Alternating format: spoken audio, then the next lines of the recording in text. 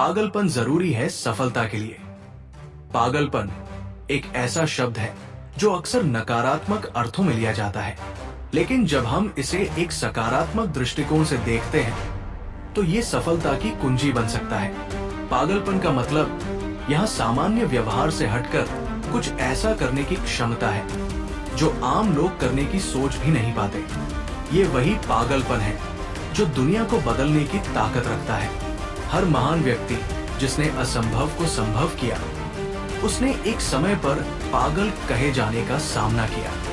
दोस्तों, आप हमारे चैनल पर नए हो तो चैनल को सब्सक्राइब जरूर कर लें ताकि आपको और नए वीडियो सबसे पहले मिल सके। और कमेंट बॉक्स में जय हिंद लिख दें।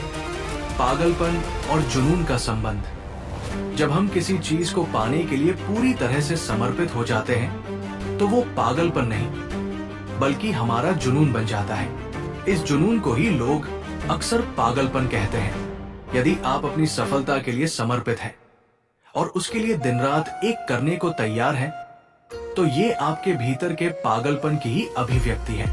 मिसाल के तौर पर थॉमस एडिसन ने जब बिजली का बल्ब बनाने की कोशिश की तो उन्हें हजारों बार असफलताओं का सामना करना पड़ा। लोग उन्हें पागल कहने लगे, लेकिन वो रुके नहीं। उनके इसी पागलपन ने दुनिया को अंधेरे से उजाले में ले आया। पागलपन एक रचनात्मक शक्ति। पागलपन को अक्सर रचनात्मकता से जोड़ा जाता है। जब आप किसी समस्या को हल करने के लिए पारंपरिक तरीकों से हटकर सोचते हैं तो ये पागलपन कहलाता है। लेकिन यही सोच आपको दूसरों से अलग बनाती है।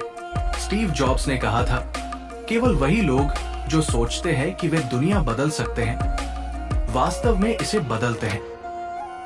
ये सोच का पागलपन ही था जिसने उन्हें एप्पल जैसी कंपनी खड़ी करने के लिए प्रेरित किया। सफलता और जोखिम। सफलता का रास्ता कभी भी सीधा और आसान नहीं होता। इसमें हमेशा जोखिम और असफलताओं का सामना करना पड़ता है। ऐसे में यदि आपके भीतर पागलपन नहीं होगा तो आप डर के कारण जोखिम उठाने से पीछे हट सकते हैं। ये पागलपन ही है जो आपको हर बाधा को पार करने की शक्ति देता है। उदाहरण के लिए एलन मस्क का नाम ले। उन्होंने अंतरिक्ष में रॉकेट भेजने और इलेक्ट्रिक कार बनाने के अपने सपने को साकार करने के लिए अपनी पूरी संपत्ति दांव पर लगा दी। कई बार असफल हुए, लेकिन उनका पागलपन और विश्वास उन्हें आगे बढ़ाता रहा। पागलपन का मनोवैज्ञानिक पक्ष। पागलपन का एक पहलू ये भी है कि ये व्यक्ति को नकारात्मकता से ऊपर उठने और अपनी सीमाओं को पार करने में मदद करता है। जब आप कुछ बड़ा हासिल करना चाहते हैं तो समाज आपको बार बार याद दिलाएगा कि ये असंभव है। आपके आसपास के लोग आपको पागल कहेंगे, लेकिन यदि आप उनके कहने से डर गए तो आप कभी आगे नहीं बढ़ पाएंगे। महात्मा गांधी का उदाहरण ले। जब उन्होंने अहिंसा के बल पर अंग्रेजों को भारत छोड़ने पर मजबूर करने की बात की तो उन्हें पागल समझा गया, लेकिन उनके इसी पागलपन ने देश को आजादी दिलाई। पागलपन और अनुशासन का संतुलन। ये ध्यान रखना भी जरूरी है कि पागलपन का मतलब बेकाबू होना नहीं है। इसे सही दिशा में और अनुशासन के साथ उपयोग करना आवश्यक है। यदि आपका पागलपन बिखरा हुआ है तो ये आपको नुकसान पहुंचा सकता है, लेकिन यदि आप इसे एक लक्ष्य पर केंद्रित करते हैं तो ये आपकी सफलता का सबसे बड़ा हथियार बन सकता है। दुनिया को बदलने वाले पागल लोग। इतिहास गवाह है कि हर बड़े परिवर्तन के पीछे किसी का पागलपन था। 1. Albert Einstein. उनकी सापेक्षता का सिद्धांत शुरू में बहुतों को समझ में नहीं आया और उन्हें पागल करार दिया गया। 2. विंसेंट वान गॉग। अपनी कलाकृतियों के लिए उन्हें पागल समझा गया, लेकिन उनकी कला आज अनमोल है। 3. Wright brothers. जब उन्होंने हवाई जहाज बनाने की कोशिश की तो लोग हंसे, लेकिन उनका पागलपन आज हवाई यात्रा का आधार है। पागलपन के बिना सफलता अधूरी है। पागलपन के बिना आप भीड़ का हिस्सा बने रहेंगे। यदि आपको भीड़ से अलग हटकर कुछ बड़ा करना है तो अपने भीतर के पागलपन को अपनाना होगा। ये पागलपन ही है जो आपको सामान्य से असाधारण बनाता है। कैसे जगाएं अपने भीतर का पागलपन। 1. स्वयं पर विश्वास करें, दूसरों के तानों की परवाह न करें। 2. जोश को दिशा दे, अपने पागलपन को लक्ष्य की ओर केंद्रित करें। 3. असफलताओं को गले लगाएं, ये सीखने का मौका है। 4. अपनी सोच को बड़ा बनाएं, सीमाओं से बाहर सोचें। 5. दृढ़ता बनाए रखें, किसी भी हाल में हार न माने।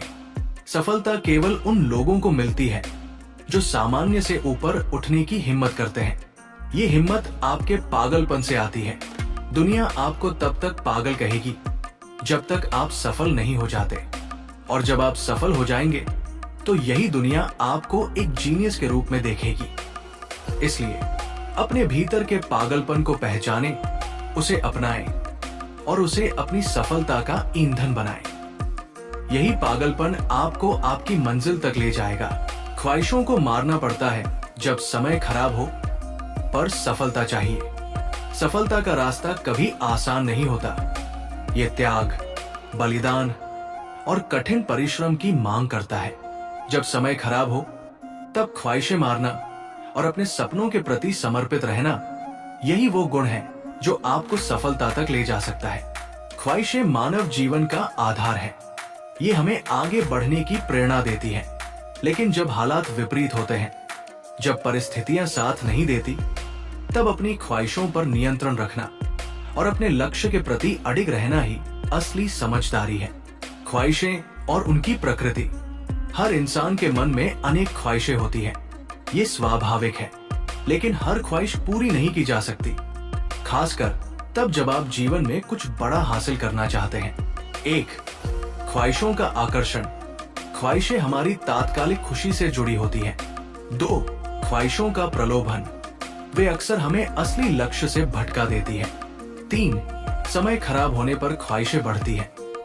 जब हालात विपरीत होते हैं, तब ये ख्वाहिशें हमें आराम और स्थिरता के झूठे सपने दिखाती हैं। समय खराब होने पर ख्वाहिशें क्यों मारनी पड़ती हैं? 1. लक्ष्य के प्रति ध्यान बनाए रखना। समय खराब हो तो सबसे ज्यादा जरूरी है कि आप अपने लक्ष्य पर ध्यान केंद्रित करें। अनावश्यक ख्वाहिशें आपको विचलित कर सकती हैं। उदाहरण के लिए, एक छात्र जिसने परीक्षा में असफलता का सामना किया, वो अपनी दूसरी ख्वाहिशों में उलझ सकता है। लेकिन अगर वो उन ख्वाहिशों को मारकर पढ़ाई पर ध्यान देता है, तो ही वो सफलता पा सकता है। 2. संसाधनों का सही उपयोग। खराब समय में हमारे पास सीमित संसाधन होते हैं, चाहे वो धन हो, समय हो या ऊर्जा। इन संसाधनों का सही उपयोग करना ही समझदारी है।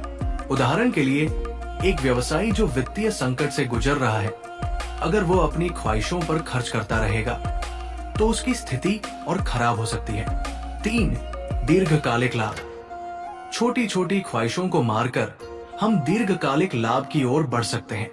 उदाहरण के लिए, महेंद्र सिंह धोनी ने भी अपनी ख्वाहिशों को मारकर कड़ी मेहनत की और भारतीय क्रिकेट टीम के कप्तान बन गए। सफलता के लिए ख्वाहिशों को मारने की शक्ति। 1. आत्मानुशासन।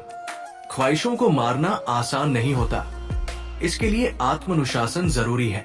आत्मानुशासन से ही आप अपने लक्ष्य को पाने के लिए जरूरी मेहनत कर सकते हैं। 2. त्याग। सफलता त्याग मांगती है। जब आप अपनी ख्वाहिशों का त्याग करते हैं तो आप अपने सपने के करीब पहुंचते हैं। उदाहरण, एक छात्र को टीवी देखने की ख्वाहिश छोड़नी पड़ती है ताकि वो अपनी पढ़ाई पर ध्यान दे सके। 3. धैर्य। ख्वाहिशों को मारने के बाद धैर्य रखना जरूरी है। हर बड़ी सफलता समय लेती है। 4. सकारात्मक दृष्टिकोण। ख्वाहिशों को मारने के बाद नकारात्मकता से बचने के लिए सकारात्मक दृष्टिकोण अपनाना जरूरी है। ऐतिहासिक उदाहरण। 1. महात्मा गांधी। गांधी जी ने अपनी व्यक्तिगत ख्वाहिशों को मारकर भारत की आजादी के लिए खुद को समर्पित किया। उनके पास अंग्रेजी जीवन शैली अपनाने का विकल्प था, लेकिन उन्होंने सादगी को चुना। 2. अब्दुल कलाम। एपीजे अब्दुल कलाम ने अपनी इच्छाओं को त्याग कर देश की सेवा की। उनका जीवन आत्मा अनुशासन और ख्वाहिशों के त्याग का उदाहरण है। 3. मैरी कॉम। भारतीय बॉक्सर मैरी कॉम ने अपनी व्यक्तिगत इच्छाओं को त्याग कर कड़ी मेहनत की और विश्व चैंपियन बनी। आधुनिक दृष्टिकोण।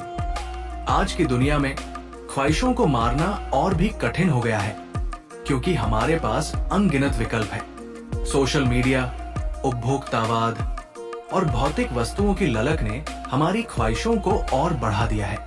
लेकिन यदि हमें सफलता चाहिए तो इन प्रलोभनों को छोड़ना ही होगा। 1. सोशल मीडिया का त्याग। समय खराब हो तो सोशल मीडिया पर समय बर्बाद करना आपकी स्थिति और बिगाड़ सकता है। 2. फिजूल खर्ची पर रोक। अपनी आर्थिक स्थिति सुधारने के लिए अनावश्यक चीजों पर खर्च बंद करना चाहिए। 3. शारीरिक और मानसिक स्वास्थ्य का ध्यान। ख्वाहिशों को मारने का मतलब ये नहीं कि आप खुद को नुकसान पहुंचाएं। अपनी ऊर्जा को सही दिशा में लगाएं। सफलता के लिए ख्वाहिशों को मारने का असर। 1. आत्मविश्वास में वृद्धि। जब आप ख्वाहिशों को नियंत्रित कर लेते हैं तो आपका आत्मविश्वास बढ़ता है। 2. संसाधनों का सही उपयोग। आपके पास जो भी है आप उसका बेहतर उपयोग कर पाते हैं। 3. लक्ष्य की प्राप्ति। ख्वाहिशों का त्याग आपको अपने लक्ष्य तक पहुंचाता है। कैसे मारे अपनी ख्वाहिशें? 1. लक्ष्य को प्राथमिकता दे। हर बार जब कोई ख्वाहिश आपको विचलित करे तो अपने लक्ष्य को याद करें। 2. सख्त नियम बनाएं। अपने लिए कुछ नियम तय करें, जैसे कि रोज का एक शेड्यूल। 3. स्वयं को प्रेरित करें। प्रेरणादायक कहानियां पढ़ें और खुद को याद दिलाएं कि सफलता के लिए ये त्याग जरूरी है। 4. लघु अवधि के लक्ष्यों पर ध्यान दें। बड़े लक्ष्य तक पहुंचने के लिए छोटे छोटे लक्ष्य बनाएं। 5. समझदार बने। अपनी ख्वाहिशों और जरूरतों के बीच फर्क समझें।